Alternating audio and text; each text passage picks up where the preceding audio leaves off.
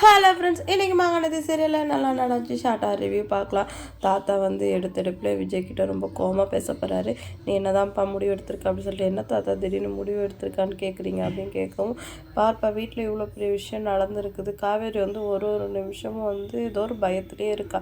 நீ வந்து வெண்ணிலாவை லவ் பண்ணாதனால இந்த தண்டனையை நீ ஏற்றுக்கலாம். ஆனால் அவளுக்கு எந்த அவசியமும் இல்லை. உனக்கு ஒரு அழகான வாழ்க்கை வந்து அமைஞ்சிருக்கு, அது தானாக கிடச்சிது, அதை வந்து தொலைச்சிடாத அப்படின்னு சொல்லிட்டு தாத்தா வந்து சொல்கிறாரு. விஜய் வந்து எனக்கு கொஞ்சம் டைம் கொடுங்க தாத்தா. வெண்ணிலா பண்ணதை பார்த்தா எனக்கும் கோவம் வந்துச்சு தான். ஆனால் அடுத்த நிமிஷமே எதுவுமே நடக்காத போய் குழந்த மாதிரி தூங்குறவளை போய் நான் என்ன பண்ண முடியும்? பனிஷ் பண்ண முடியுமா? அதனால் எனக்கு கொஞ்சம் டைம் கொடுங்க, யோசிச்சு முடிவு எடுக்கிறேன் அப்படின்னு சொல்லவும், யோசிச்சு முடிவு எடுக்கிறதா எதுவுமே இல்லைப்பா. நீ அவளை ஃபஸ்ட்டு ஹாஸ்பிட்டலில் சேர்க்கறதுக்கு வழிப்பார். பொறுமையாக தான் குணமாவால் ஆயிட்டு போகிறா. அதை பற்றி நமக்கு எதுவும் இல்லை. அதனால எந்த பிரச்சனையுமே வீட்டில் வரக்கூடாது. அதனால் ஃபஸ்ட்டு அவளை ஹாஸ்பிட்டலில் வந்து சேர்க்குற வழிப்பார் அப்படின்னு சொல்லிட்டு தாத்தா வந்து விஜய்கிட்ட ஆர்டர் பண்ணிடுறாரு. அதுக்கப்புறம் அந்த விஷயமா போய் விஜய் டாக்டர்கிட்டையும் பேசுகிறாரு. இந்த மாதிரி டாக்டர் வீட்டில் பெரிய ப்ராப்ளம் ஆகிடுச்சு, அதனால் வந்து நான் திருப்பி வெண்ணிலா வந்து ஹாஸ்பிட்டலே சேர்க்கலான்னு இருக்கேன். தயவு செஞ்சு எனக்கு கோஆப்ரேட் பண்ணுங்கள். ஏன்னா இதால் என் வீட்டில் காவேரி வந்து கஷ்டப்படுறத என்னால் பார்க்க முடியல அப்படின்னு சொல்லவும், டாக்டர் வந்துட்டு நீங்கள் சொல்கிறதெல்லாம் பார்த்தா அந்த பொண்ணு சீக்கிரமாக ரெக்கவர் ஆக மாதிரி இருக்குது. நீங்கள் சொல்கிறத பார்த்தா அவங்க ரெக்கவர் ஆக வேணாம்னு நினைக்கிறீங்களா, இல்லை சீக்கிரமாக ஆக வேணாம்னு நினைக்கிறீங்களான்னு எனக்கு புரியலன்னு டாக்டர் சொல்லுவோம். என்ன டாக்டர் இப்படிலாம் பேசுகிறீங்க அப்படின்னு கேட்குறாரு. ஆமாம் விஜய், நீங்கள் இங்கேயே சேர்த்தாலும் நீங்கள் எப்படியும் வெண்ணிலாவை பார்க்க போகிறோன்னு சொல்லிட்டு தானே இங்கே வருவீங்க. அப்போ வந்து உங்கள் ஒய்ஃப் கிட்ட சொல்லிட்டு வர தேவை இல்லையா? அடுத்து வந்து இதால் அவங்க வந்து கஷ்டப்படுறாங்கன்னு தெரிஞ்சால் நீங்கள் மறைப்பீங்க.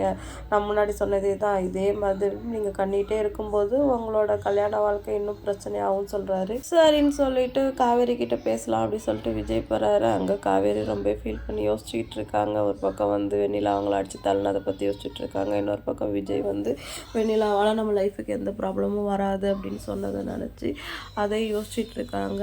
அப்புறம் என்ன பிரச்சனை, இவர் நம்ம லைஃப்பில் எதுவும் பிரச்சனை வராதுன்னு சொல்கிறாருன்னா, அப்போ அவர் அந்த கான்ட்ராக்டை பற்றி எதுவும் பேசலன்னு தானே அர்த்தம். ஆனால் எதுக்காக எந்த டாக்குமெண்ட்டை நம்மக்கிட்ட கையெழுத்து வாங்கினாரு அப்படின்னு சொல்லிட்டு மண்டையை போட்டு உடச்சிக்கிறாங்க. விஜய் இந்த இடத்துல பண்ணது பெரிய தப்பு. காவேரிக்கு அவர் வந்து சர்ப்ரைஸ் பண்ணணும் அப்படின்னு நினச்சதெல்லாம் கரெக்டு தான். ஆனால் அந்த சிச்சுவேஷன் சரியில்லை. அதுவும் அவங்க வந்து டைவர்ஸ் பேப்பரில் தான் சைன் வாங்கியிருக்காரு அப்படின்னு சொல்லிட்டு ஓப்பனாகவே அவங்கக்கிட்ட கேட்டதுக்கப்புறமும் வந்து விஜய் வந்து அவங்கக்கிட்ட அந்த விஷயத்த கிளாரிஃபை பண்ணாமல் இருக்கிறது வந்து ரொம்பவே தப்பு.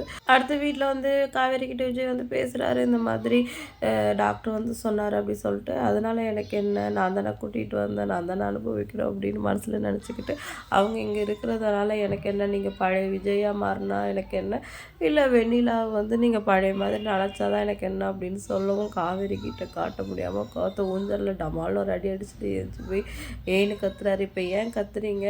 இப்போ என்ன, நான் ஒரு வருஷம் அக்ரிமெண்ட் முடிஞ்சதும் கிளம்பணும், அதை பிரச்சனை பண்ணாமல் போகணும், அதுக்கு தானே இவ்வளோ சீன் போட்டுட்ருக்கீங்க, அதெல்லாம் நான் எதுவும் பிரச்சனை பண்ண மாட்டேன், கிளம்பிடுவேன் அப்படின்னு காவேரி சொல்லவும், காவேரி விஜய் வந்து செம்மையாக போவார். உன்னை பற்றி யோசிச்சு இவ்வளோ தூரம் உங்ககிட்ட பேச வந்தேன் பாரு, என்ன சொல்லணும் அப்படின்னு. இதையெல்லாம் பார்த்துட்டு ராகினி ஒரு பக்கம் என்ஜாய் பண்ணிகிட்டு இருக்காங்க. இவளே வந்து கிளம்புற ஐடியாவுக்கு வந்துட்டா அப்படின்னு சொல்லிட்டு. இன்றைக்கி எபிசோட் இதோட முடிஞ்சிருச்சு. நம்ம ப்ரொமோலாம் பார்த்தாச்சு. கண்டிப்பாக ஏதோ பெரிய ப்ராப்ளம் இந்த வாரமோ அடுத்த வாரமும் நடக்க போகுதுன்னு மட்டும் தெரிஞ்சிருச்சு. வீடியோ பிடிச்சா லைக் பண்ணிக்கோங்க. அடுத்த வீடியோவில் உங்களை மீட் பண்ணுறேன். டாடா பாய்.